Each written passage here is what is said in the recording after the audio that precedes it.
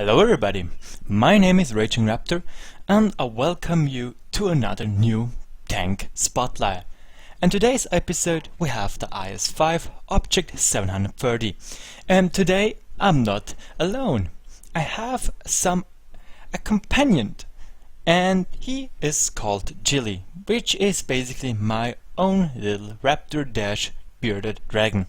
And he will probably will be with us a little bit for the in-game, in the tank hangar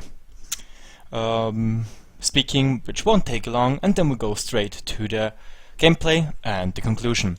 Well, what is exactly the IS-5?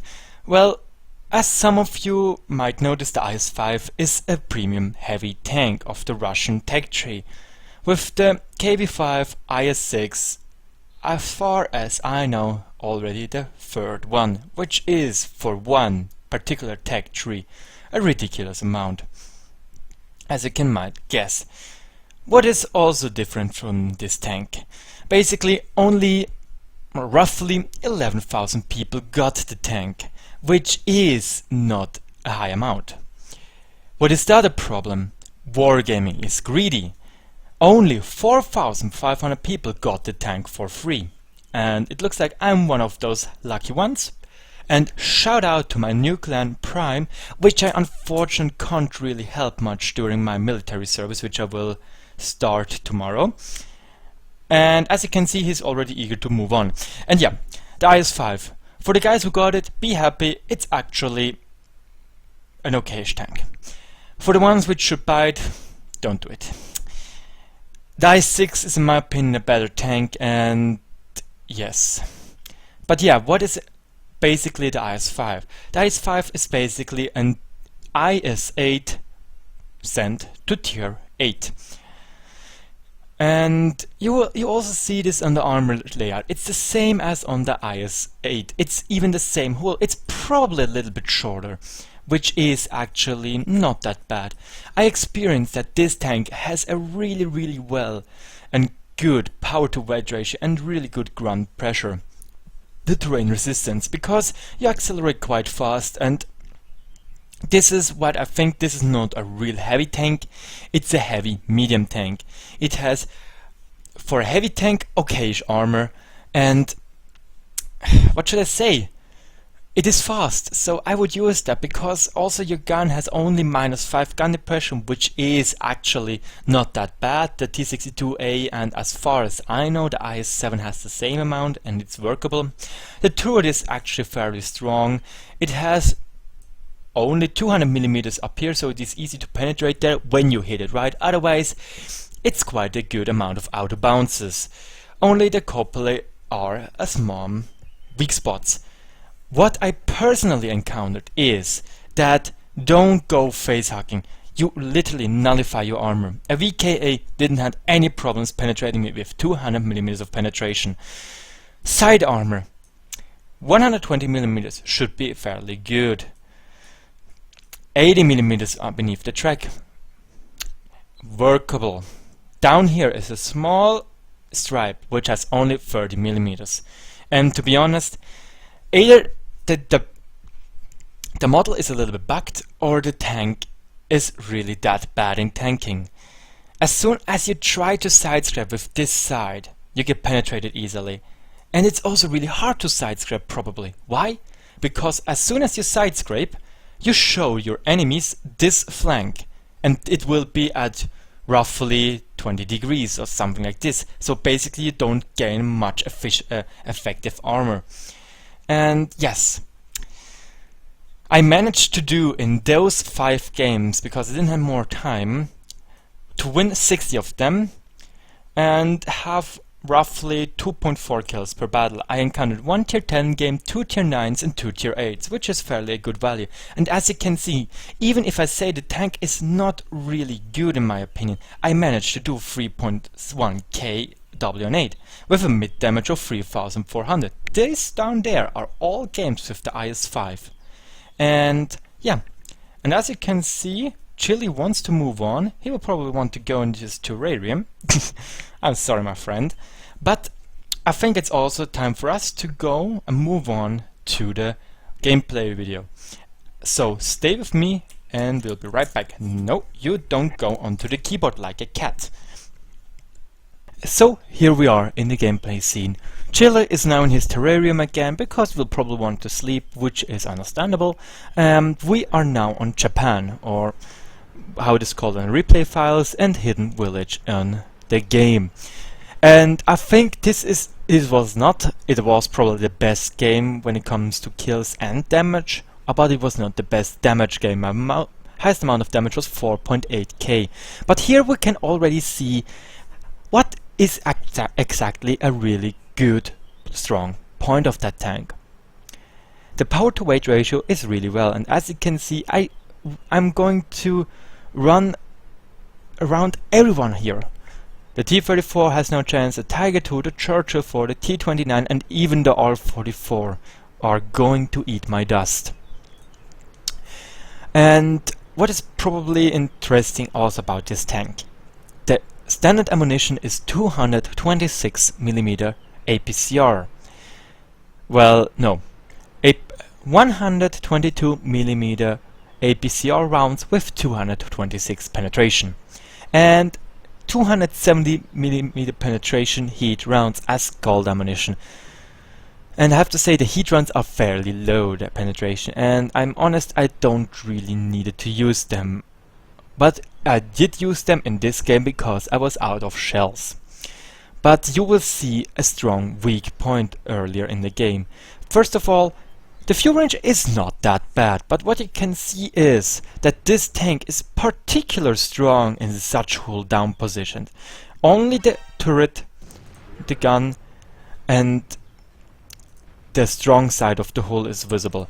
I'm sorry that you didn't saw that shot. I tried to aim for the lower plate, hit the upper front plate, and even with that angle it was not possible for me to penetrate the Jag Tiger 88.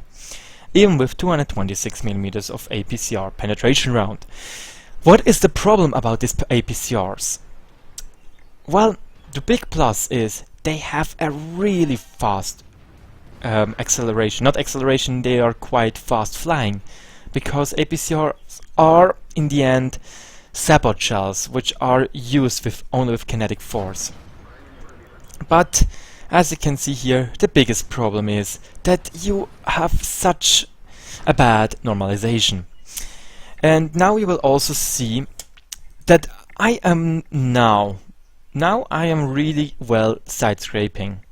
They have here the 120mm side, the 120mm side, down here 80mm side in an angle, and tracks, and only down here 30mm part. And I don't know how they managed to do this, but look at this. I'm finished off another one, and Mr. Tomato, I don't want to be really asshole-like and onion scum, but he with 172mm of penetration, he just shoots and hits, and I need to learn where to shoot because he does it later again. Okay, sure, like this it would not be able to penetrate him and me. And I'm sorry for that lag. I don't know what caused that lag. Probably my old gaming computer. But as you can see, what is another weak point of this tank? It's not my bad frames right now, it is the gun accuracy. It's 0.46 and it has 3.2 seconds aiming time. As you can see, I need to aim so long and receive another shot. And yes, those shots in the end killed me, trust me, you will see. In this, it is quite annoying that it is inaccurate, the gun, and the armor is, in my opinion, not really reliable.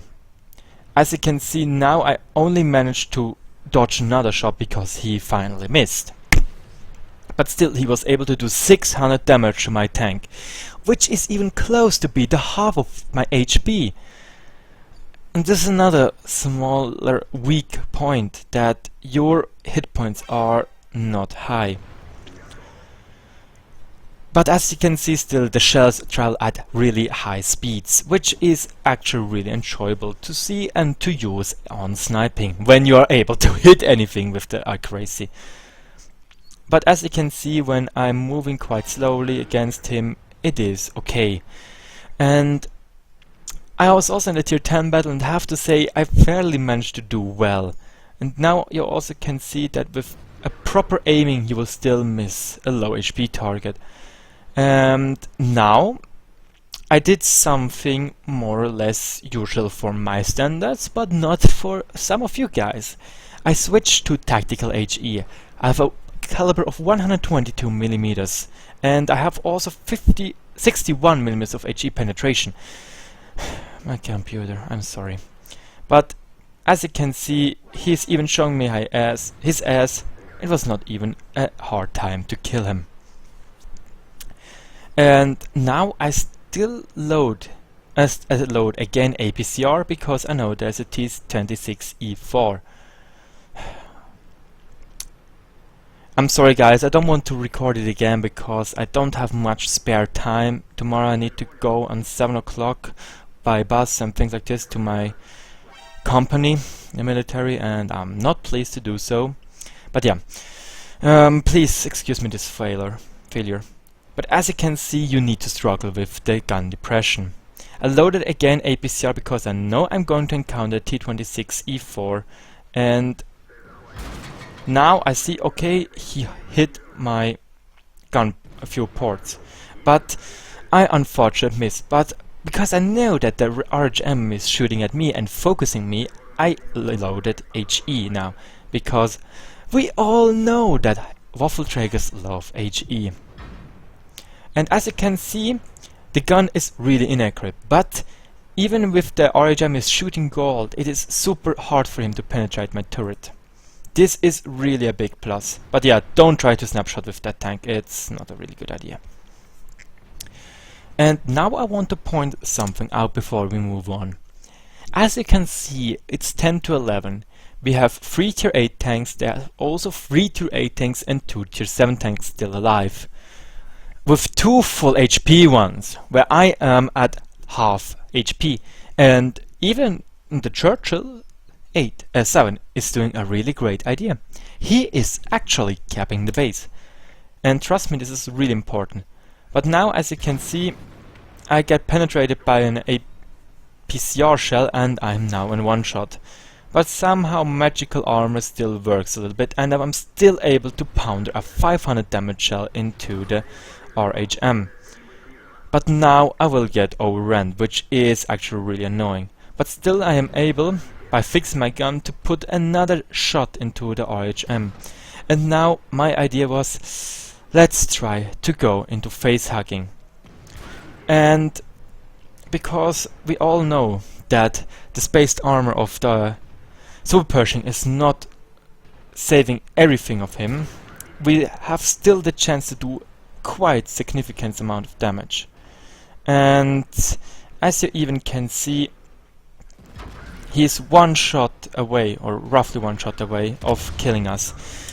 But as already said in my first flawless wargaming logic, he somehow managed to detrack me by ramming me. Wargaming, why you so silly? Why you so silly? I know that the T26E4 is not heavier than me, I am heavier, and still he manages to detrack me. Annoying, right? But no problems, we saved the victory for us. We did 4 kills, blocked 2300 damage, we even get a good job anyway, IS-5 from the ELC BIS, and we did 4k damage, and the Churchill 7 capped the base. If you are going to watch this, Peter Samok 103, shout out to you, you did a great job, seriously. Good tactical thinking. I really have to say, this was cool from you. You did it well. And this is also a shout out to other of you guys. When you see it is going to be close, better cap. I know I'm one of the first one which says don't cap when I see that we still can win this with ease. But in such tight situations, great job.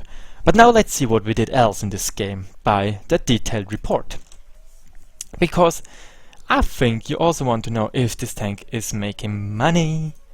And yeah, in this game with 4k damage, shooting only one heat shell as far as I remember right, we got 1150 115,210 credits and 3,572 experience. Why we got so much? Because we still made a high caliber, which gives us an oh, wait a second, let's have a look at it. Give us an oh, where is it? It has a special name, and it looks like it is not showing me to me. I don't know. Never mind. We did 4,134 damage because we also one-shotted the 200 HP AMAX CDC blind, and also the T-34 did a great job. I don't want to doubt that and say it's not true, but we were the only ones. And the Churchill 7. He did 0 damage but won us the game. Seriously. Great job. Seriously, great job. But yeah. To the last thing of this tank, the detailed report. We made 21 shots, 16 hit and 12 penetrated. It's already showing us that yeah, the crazy and things like this are not that good. The penetration value is actually okayish, but yeah. 4,134 damage, and we did 200 damage above 300 meters. So yeah, no real sniping. And we blocked roughly 2,400 damage, which is actually also a great job. So to the guy who asked, yes, you can do the stock mission in the IS-6. Trust me, when I can do it in the IS-5 for the stock 4, the heavy tank 50 mission, you can easily do it in the IS-6. But as you can see, we needed to buy quite a much ammunition back. 15 APCR shells, 4 HEs and 1 heat. 22,900 ammunition cost and 7,500 repair. And this actually nullifies the thing of a premium tank. 84,000 for a really good game is actually not much. Normally you get 100,000. 48,000 is not much. And this is what I want to say in the end, in the conclusion. When you got the tank through a free ticket through your clan, be happy you got a free premium tank, which is okayish, it's also somehow enjoyable. But to the other guys, it is nothing special.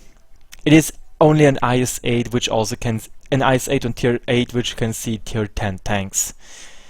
And when you really want, I really wouldn't buy it for 12,000 gold.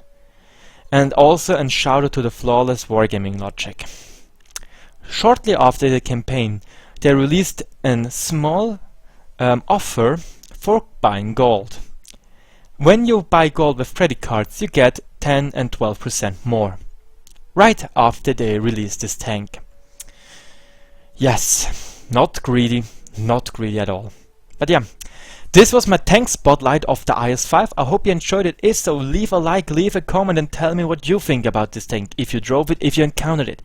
Personally, I wouldn't buy it. It is a waste of money, because the IS-6 is much better and far better, and I would say far more enjoyable because you don't encounter tier 10 tanks. In strongholds, I think this tank has a chance to shine, because it is an IS-3, a little bit different. So yeah, this was it.